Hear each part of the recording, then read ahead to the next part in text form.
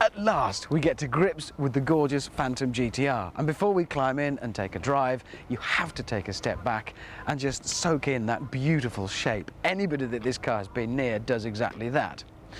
First up then, nobody's going to accuse it of being subtle. It isn't. It's a pretty wild looking machine, but take a closer look and you can certainly say that it's restrained. The pen that actually formed this masterful shape did exercise a little restraint. There's no big fins and spoilers sticking out to spoil these absolutely beautiful, elegant lines. And we get to the rear of the car, and under here is where we find nestling the Honda designed V6 2.7 litre engine taken out of the old Rover 800s.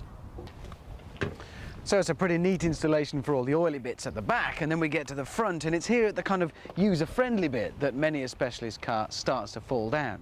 Well, it bodes well, because immediately we've got a beautiful setup just for opening the door, and it works beautifully too. Then we climb inside, take a look and see what we get. And immediately we can see that they've taken the very sensible step of keeping things as simple and uncomplicated as possible in here. And that's enabled the designers to achieve a very, very high standard of finish. You could be climbing into pretty much any supercar here. If we take a look around, the bits and pieces that have been used and those that have been sourced from other cars have been extremely well integrated. There's nothing leaping out at you and shrieking, "I was taken from a very ordinary car." Everything fits very neatly and flushly. We have a very nicely integrated dash here, the dials taken from the Rover, but again, there's nothing really to tell you that.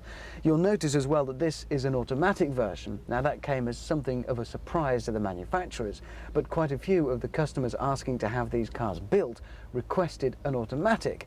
But that perhaps has quite a lot to say about the possible future uses for the Phantom, as very much a long-legged supercruiser, which fits in very nicely with its rather suave, elegant and really quite subtle design and image.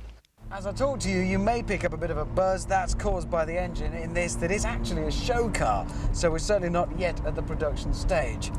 Nevertheless, first impression is it feels very, very solid.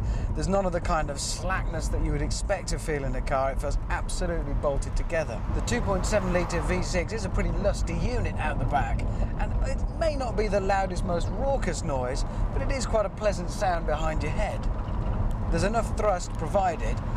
Perhaps not the time to thrash this car too heavily. It isn't a production version. Nevertheless, it does feel like there's going to be more than enough performance, and I don't doubt that if you really want to work on it, there are things you can do to add that little more oomph.